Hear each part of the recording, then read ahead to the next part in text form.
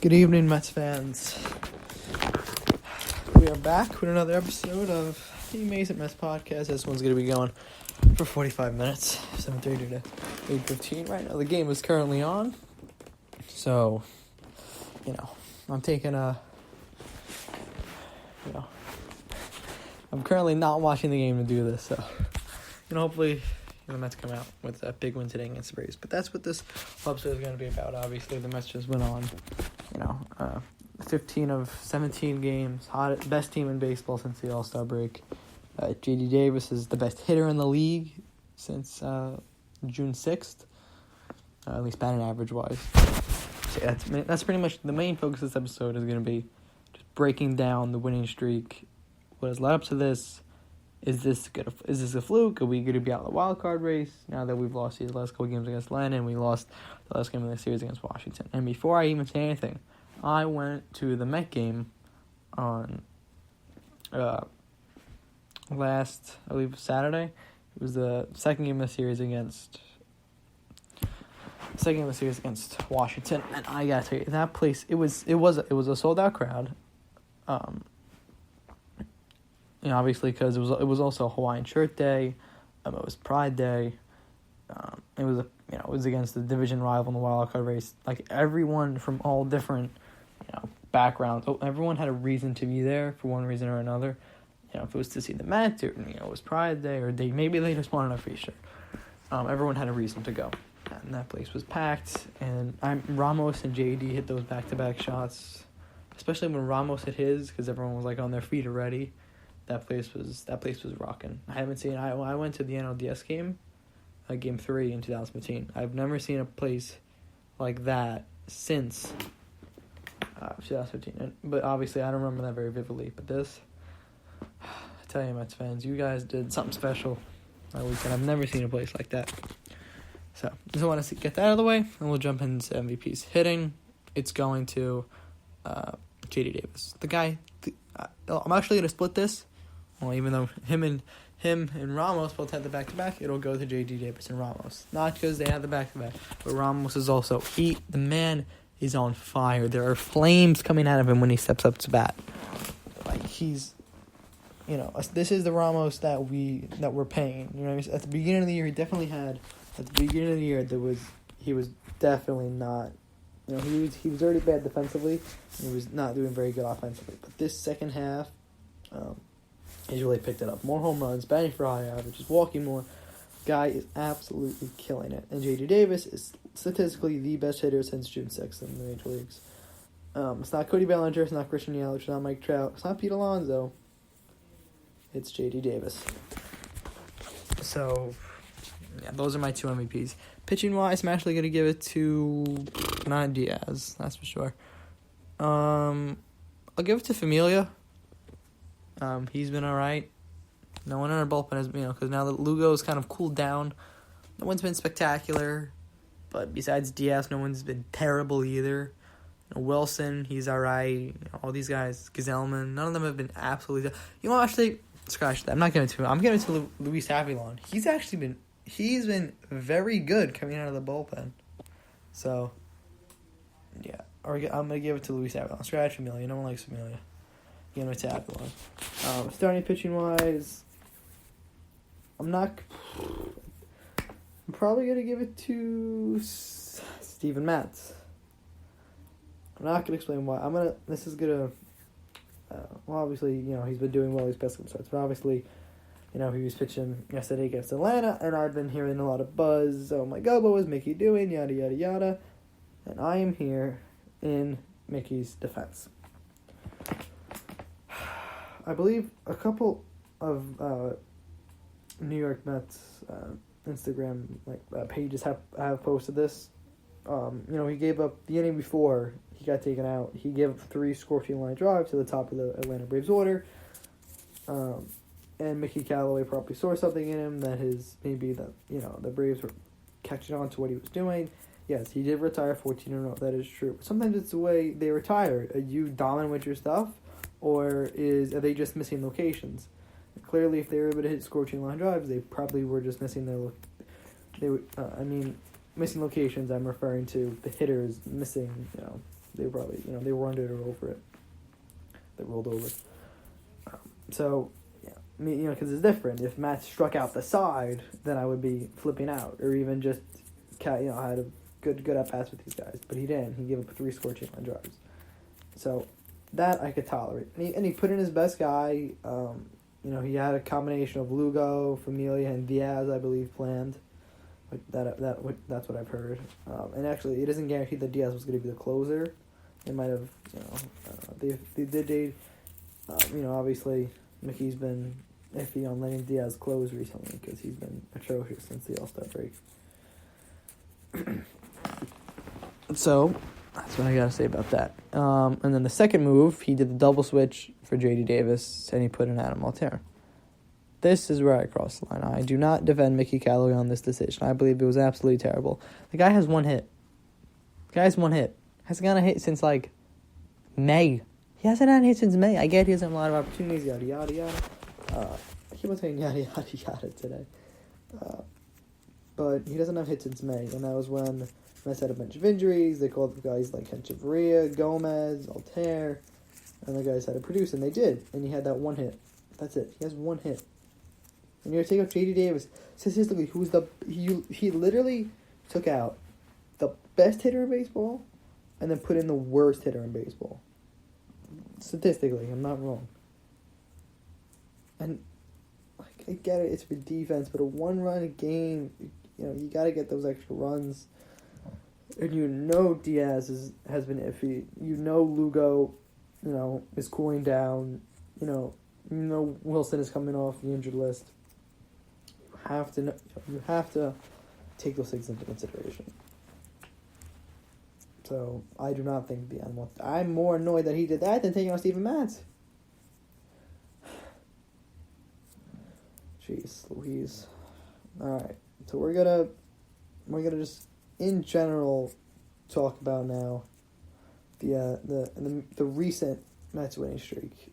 And the hitting, nothing's changed hitting wise besides the Mets hitting a lot of. I've seen the Mets hit a lot more home runs. The guys there are swinging for the fences. There's an extreme amount of home runs going on in the Mets that I've never seen it before. The game I went to, I believe they only scored runs off of home runs, and then they had 1 sac fly because they had Ramos and JD at single shots. And then that game was full of home runs. The game I went to because Soto hit a 2-run bomb, and then J.D. Davis and Ramos tied it up, and then Soto again. That kid is special, Juan Soto. He's gonna be. The Mets got a hard future with the Braves and the Phillies and the Nationals. Trust me, Juan Soto's not going anywhere. That's for sure. And then obviously he hit a home run again. Soto's to make it 3-2. Luis Gilmore hit a home run. Is it Guillorme? Is it Gilmore? I believe it's Guillorme. I always say Gilmore, but I've heard both. And then that made it 3-2. Then in the same inning, J.D. Davis hit a sac fly, scoring Conforto. And that was the ball game. And then they put in Lugo to get the save. They didn't put Diaz in. They put in Lugo to get the save. They closed it 1-2-3. The place was shaking, dude. If you ever want to go to a Mets playoff game, go to a Nationals Mets game. They're always packed. Those are the most fun when there's a lot of fans. Obviously, you interact with the people around you. It's truly amazing. And I don't believe this winning streak. Excuse me. Anything, the pitching has been pretty much the same. Hitting has been the same. The way we've scored runs has been different, home run wise, but we're still getting pretty much the same amount of runs. Starting pitching has been doing his job like it has the whole year, but doing even better now with Stroman. The difference is the bullpen is finally everything. You know how Mets fans, we always say the hitting's good, but then the pitching isn't, and the pitching good and the hitting isn't. It was finally good, for both times. I mean, and that's that's a dream situation for any baseball team. But it finally was good for the Mets, and you see what happens when both things click. And you saw that one of the games we lost was against Pittsburgh in this winning streak, and that was because the bullpen completely failed. So, I do believe, I don't think this is a fluke. I think this is just the Mets actually playing to their abilities. Most teams don't play to their ability because of injuries and everything that's going on doing so. And we are going to slickly, is that a word? Slickly transition into our next topic, which is McNeil. We're going to go back to the winning streak and all that, don't worry. But Jeff McNeil has hit the IL. My favorite Met currently, but I like him more than Pete Alonso because he reminds me of Ichiro Suzuki. The way he swings, the way he acts, but that's not the point. He has hit the no with a 10-day IL with, I believe, is a hamstring strain. So yeah, that's 5 times fast. The Mets dodged a bullet. He didn't look good in running down the bases. I thought maybe he hyperextended it. But thank God it was. They said he is on the 10-day IL, but they said he'll be back in 10 days, which is good. Jet Lowry started baseball activity, so hopefully, maybe Jet Lowry will be in a Mets uniform after all. And then if Lowry comes back, you slip him in a third, McNeil second. You don't need Panic anymore, so your bench becomes better. And then I'd still bat Rosario second because he's been good lately. But Lowry would be huge for the Mets. Nice switch bat. We need Lowry. Honestly, Cano was the thing holding this team down. He wasn't good at all for the Mets. I hate being the guy that hates on players because I don't like to be that guy. I don't feel like most people don't. But he really was holding this team down. He was. They were batting him third consistently because he was, the Brody traded for him, so they pretty much had to. That whole trade has gone to shambles for the Mets, getting Diaz and Cano. But again, I still think it's, definitely redeemable. Cano has never been a power hit. He's been batting about average. That's his thing. So if Cano turns into a singles machine, and bats 285. Thank you very much. Because that was never in his prime. He hit 30 home runs, which is a lot. Oh, quick voice crack right there, which is a lot. But obviously some guys in their prime are hitting. Bellinger just hit 40 home runs. You know what I mean? Today he reached 40. So some guys are about power, some guys are about contact. Cano's about contact. So if Cano can give you 10 or 15 or even 10 home runs, I'll take anything in double digits, and he's batting well over 280. Take that any day of the week. Also, quick thought about Bellinger. Does anyone else think his swing is overrated? I love Bellinger. I love him just the way he's a young stud.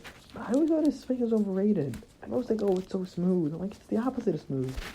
Ken Griffey had the best swing of all time. Who else has got a good swing? Acuna has a really nice swing. Harper it's violent, but it's actually very nice. But I never liked Bellinger's swing. As a quick thought. I was like J.D. Davis. The kid has a great swing. J.D. Davis. All right. All right. So now that me rambling on about Robinson Cano is finally done, we'll jump into this whole winning streak. We're gonna break it down. What's going on, or continue what we were just doing. So, especially because the Mets, this whole winning streak came off teams against the Marlins, the White Sox, teams that Pittsburgh, teams that are weren't competing. And it's definitely easy to say, it's easy teams. It's, you're good. Of course you're going to win those games. But I'm saying, they were extremely hot. And even the worst teams in the league are going to win. The Detroit Tigers are going to become the worst team in the league. But even they're going to win. They're going to give you 50 to 60 games. The worst team ever, the New York Mets in 1962, they had 40 wins. So they still won 1/4 of the games they played. Which isn't a lot by any means, but it's still 40 games they won. You know what I mean? People lost to the Mets in 1962 40 times.